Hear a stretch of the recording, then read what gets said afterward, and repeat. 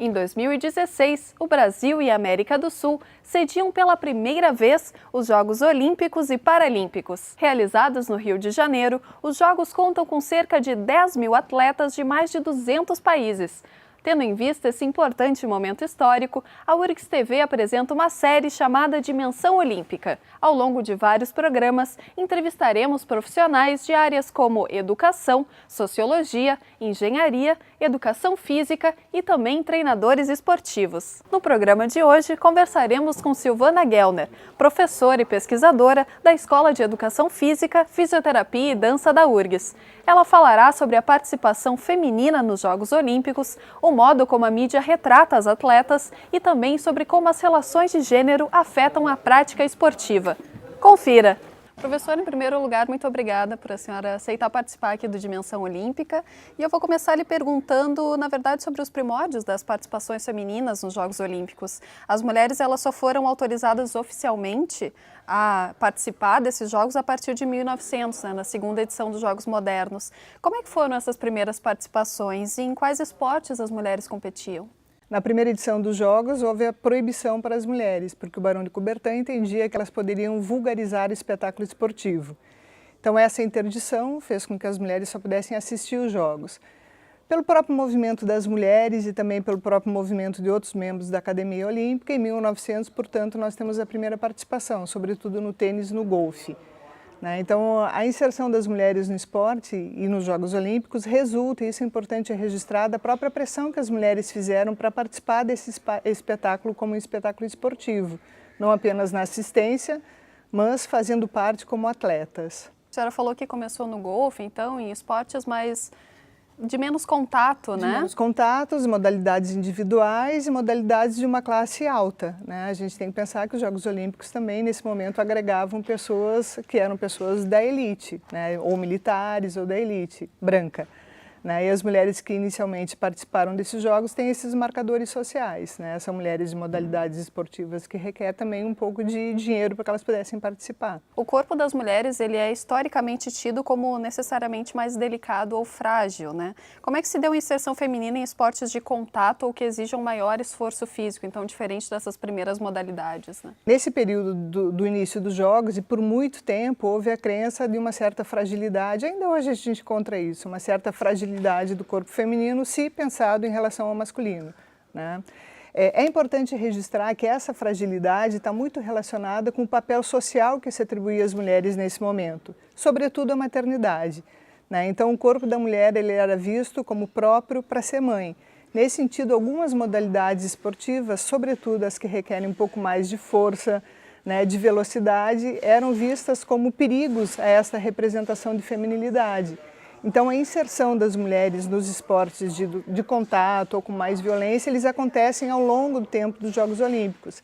É interessante registrar, por exemplo, que não foi apenas nos Jogos Olímpicos. No Brasil, houve um decreto, em 1941, que proíbe as mulheres de participarem de uma série de modalidades esportivas, sobretudo as modalidades de longa distância, as lutas, polo aquático. Esse decreto é reeditado durante a ditadura militar e o futebol passa a ser inserido também como algo proibido. Portanto, se a gente pensa no Brasil, entre 41 e 79, quando essa lei for revogada, as mulheres não poderiam oficialmente participar de uma série de modalidades. Isso dá um delay em relação ao desenvolvimento do esporte para as mulheres. Se a gente pega o futebol, por exemplo, o futebol feminino vai aparecer na década de 80, porque até então ele era proibido. Queria ressaltar que o fato de ser proibido não significa que as mulheres não participassem. Elas não podiam participar oficialmente. Então a gente vê nos tatames, nas lutas, tem uma série de mulheres que lutam, mas elas não podem disputar a faixa preta, por exemplo, no judô. Elas não podem competir. No futebol as mulheres eram presas, mas elas, a despeito disso, elas jogavam futebol. Chegava a polícia, elas corriam da polícia. Então, essa representação de uma feminilidade muito vinculada à maternidade fez com que algumas modalidades fossem interditadas, proibidas mesmo, por lei. Praticar esporte foi um ato subversivo, então, para as mulheres? Não tem a mínima dúvida. Eu acho que praticar esporte foi subversivo e foi um ato de empoderamento das mulheres. No remo, mesmo aqui em Porto Alegre, remo era uma modalidade proibida, porque exigia muita força. Mas a gente vê na década de 40 remadores do Clube Barroso, né? Elas não poderiam, às vezes, competir oficialmente. Por isso que é difícil a gente estudar as mulheres no esporte, porque pelos registros oficiais a gente não encontra. Não que elas não tivessem praticado, mas não poderia nem sequer ser registrada essa participação. Eu ia lhe perguntar isso, professora. Em um contexto mundial, a gente ainda pode perceber que existem países onde as desigualdades entre homens e mulheres são mais marcantes do que em outros, né? A senhora comentou que no Brasil, por bastante tempo, vários esportes foram proibidos, né? As mulheres ainda são proibidas de praticar determinados esportes em alguns países, ainda hoje, em 2016? E como é que isso se reflete na participação feminina nos Jogos Olímpicos? Tem uma série de interditões. Países de cultura árabe, por exemplo, elas podem praticar algumas modalidades desde que com véu e sem partes do corpo à mostra. Então, Londres é um exemplo bastante interessante para a gente pensar sobre a participação das mulheres nos Jogos Olímpicos. Pela primeira vez na história dessa competição, todas as delegações continham mulheres, né, o que é um avanço significativo. Além disso, foi quase equânime o número entre homens e mulheres participantes. E muitas medalhas foram conquistadas pelas mulheres, o que significa que, de uma forma geral, no mundo todo a inserção das mulheres tem sido mais incisiva em questão de participação de grandes eventos esportivos. Continuando a falar sobre Londres, então, a senhora falou que foi quase equânime, né, essa participação, e realmente foram 44% do total de atletas eram mulheres, né? A gente vê isso entre as atletas, mas entre o número de mulheres técnicas ou em cargos de coordenação, esse percentual ele é bem mais baixo, né? Ao que a senhora atribui essa discrepância entre o número entre homens e mulheres? A gente não pode analisar o esporte só do ponto de vista da participação das mulheres como atletas. Se por um lado elas conquistaram esse espaço, e digo, sobretudo pela luta dessas mulheres, no âmbito dos cargos esportivos, da gestão, das treinadoras, das técnicas, esse número é infinitamente menor. Então tem uma cultura de que o esporte ele é gerenciado por homens, ele é praticado por homens, então não foge de uma cultura mais geral, que cargos de chefia geralmente são os homens. No esporte é interessante que muitas vezes elas são técnicas e treinadoras das categorias de base, mas quando ascendem as categorias para um nível mais competitivo, são os homens que assumem a liderança, mesmo em equipes de mulheres. Às vezes me pergunto, mas por que tem que ser uma mulher? E a minha resposta é, por que não pode ser uma mulher? Então, se as mulheres não têm a chance de mostrar que são capazes, como elas vão mostrar a sua competência? Voltando a falar um pouquinho do futebol, professora, em relação à divulgação, os esportes masculinos eles ainda são muito mais presentes na mídia do que os femininos, né, na maioria. No futebol, por exemplo, isso é nítido, apesar das grandes conquistas do nosso time feminino. Ao que a senhora atribui, então, essa diferença entre a exposição do esporte masculino e do feminino? A gente não pode comparar nenhum esporte com o futebol praticado por homens no Brasil. Ele é uma exceção em termos de esportes, em termos de investimento, em termos de capital que gira, em termos de visibilidade. É só abrir qualquer jornal na segunda-feira, basicamente o que se vê é o futebol e o futebol praticado pelos homens. As mulheres, elas começaram a praticar desde sempre, mas oficialmente o futebol feminino se institui, ele é regulamentado em 1983, portanto é recente. E essa regulamentação não significa profissionalização da modalidade. Então as atletas têm muito mais dificuldades para se manter no futebol porque não tem um calendário estabelecido de jogos, porque não tem condições, não tem carteira assinada, os clubes eles contratam por temporada quando contratam, e muitas vezes esse contrato é uma ajuda de custo. A visibilidade é mínima, porque se diz que o futebol talvez seja menos atrativo e tem uma ideia de feminilizar o futebol. Tem uma relação muito forte no futebol com uma ideia de que as mulheres que jogam futebol são masculinizadas.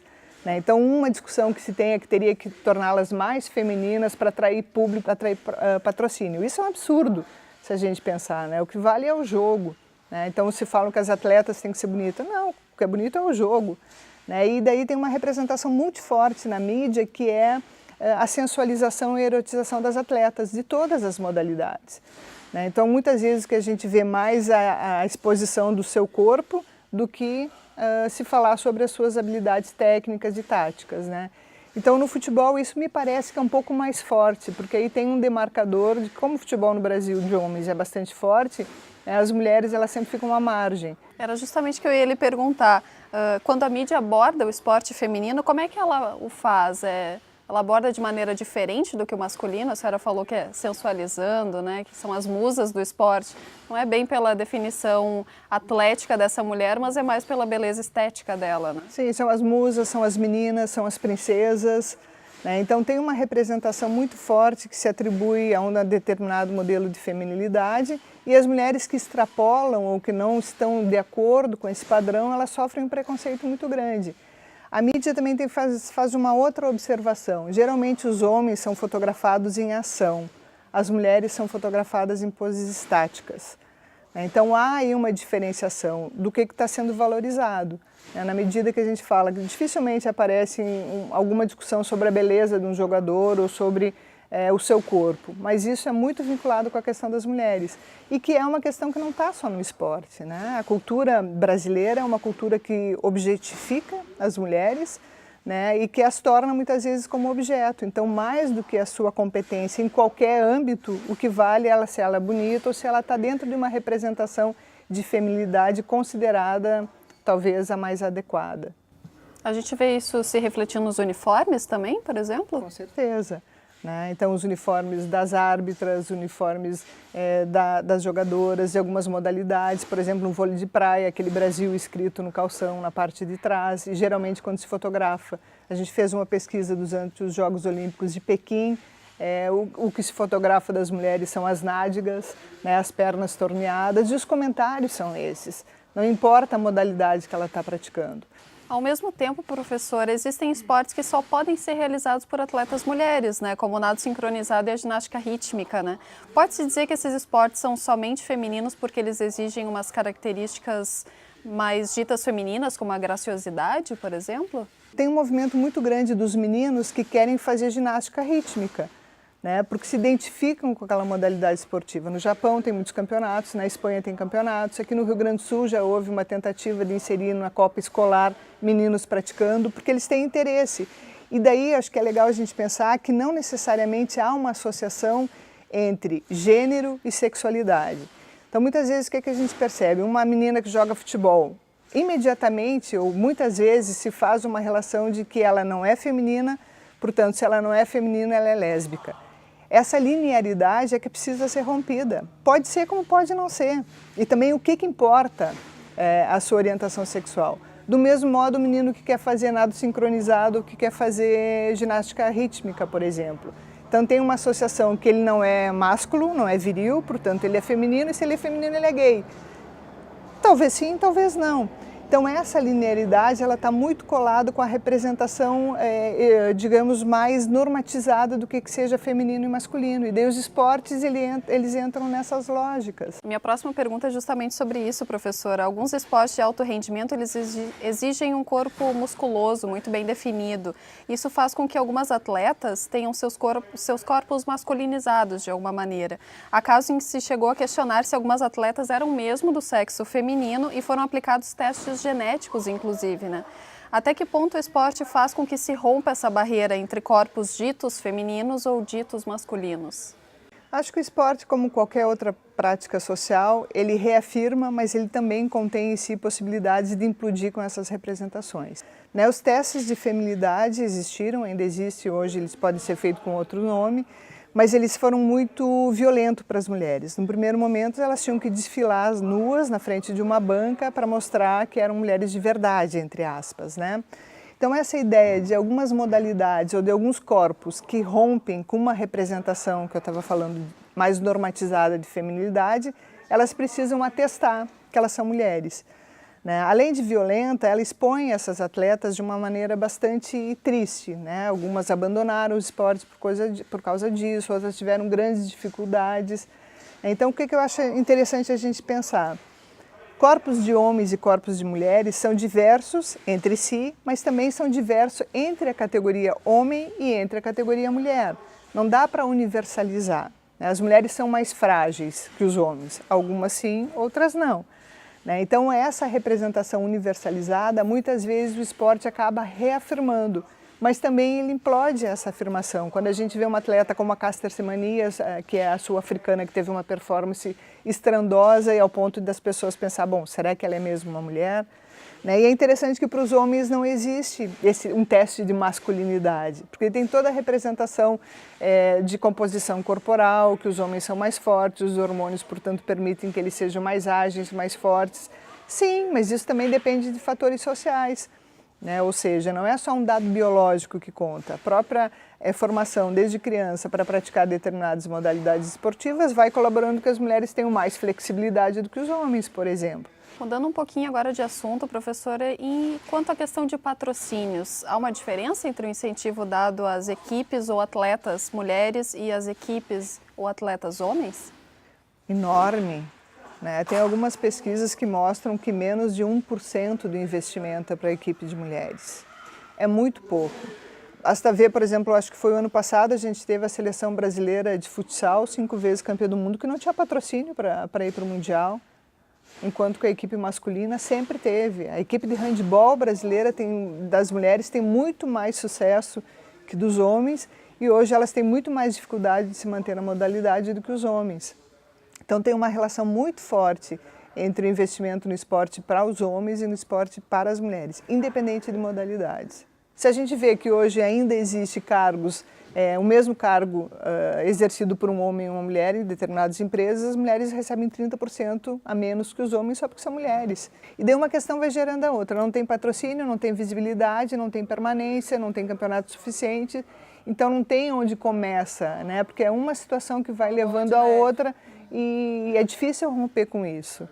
Né? A tentativa que você tem que fazer é sempre exatamente essa, né? Mostrar que as mulheres podem, né? Que as mulheres são tão importantes quanto os homens na história do esporte brasileiro. O fato de não se falar sobre elas, o fato, por exemplo, a Marta. Marta é 5 vezes a melhor jogadora do mundo e a Marta não tem quase nenhuma propaganda na televisão vendendo algum produto.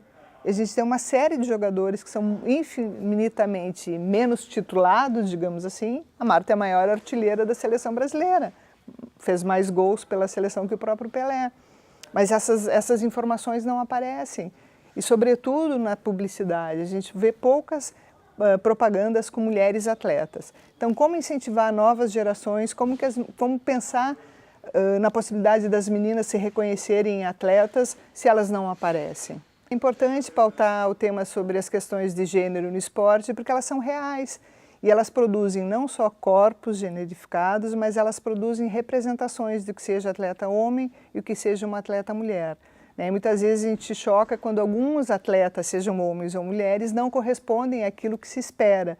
Né? Então são considerados objetos de análise, são considerados pessoas abjetas, que precisam ser corrigidas. Acho que esse ano talvez seja interessante, talvez a gente tenha atletas transexuais nos Jogos Olímpicos do Rio de Janeiro, né, competindo na modalidade que significa sexo corrigido, né, ou seja, são pessoas que eram invisíveis há muito tempo e talvez hoje apareçam já competindo no esporte de alto rendimento. A senhora poderia, professora, falar mais um pouquinho então dessa questão dos transexuais participando dos Jogos Olímpicos?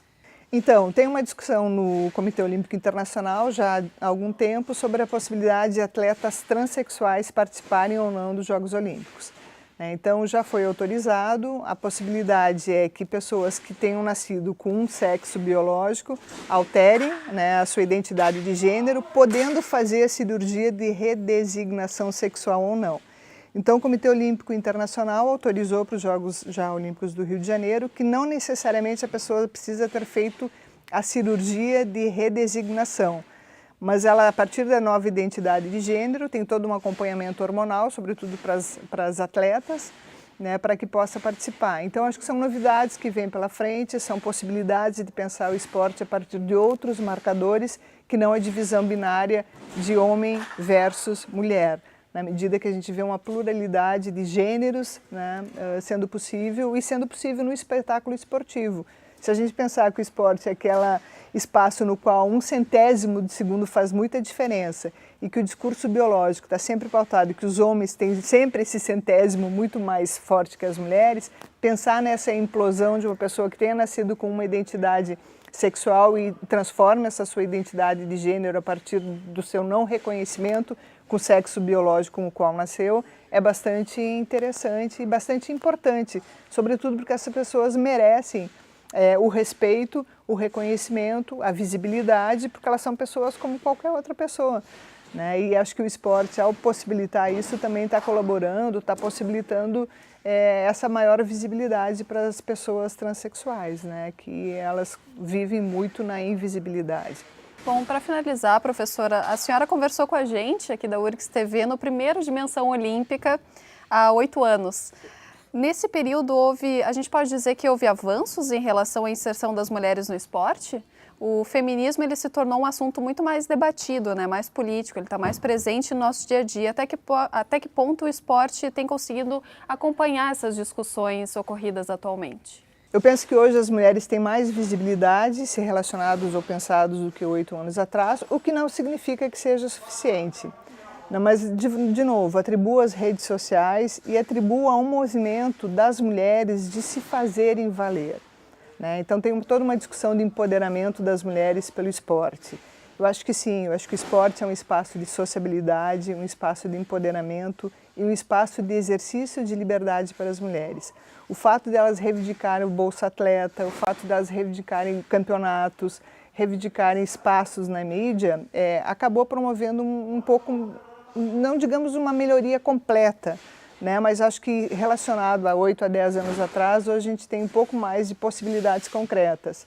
Eu vejo, por exemplo, no futebol a seleção permanente, né, de futebol feminino. Me parece que, se por um lado tirou as mulheres, algumas atletas dos clubes, por outro projetou essas atletas para o mercado internacional. Hoje tem 16 atletas da seleção permanente que estão jogando fora do Brasil, na França, na Islândia, nos Estados Unidos, na China. Quer dizer, talvez se elas estivessem só nos clubes não haveria essa possibilidade, né? Mas então a gente pode pensar que há um movimento. Acho que esse movimento é importante de ser registrado, né? Eu espero que ele continue, que avance, que as mulheres possam um dia chegar a ter condições iguais de competição, de estrutura, de financiamento que os homens têm nas mais variadas modalidades esportivas. Assim a gente espera, né, professora? Com certeza. Muito obrigada, professora, novamente pela sua participação aqui no Dimensão Olímpica. Eu que agradeço. Obrigada.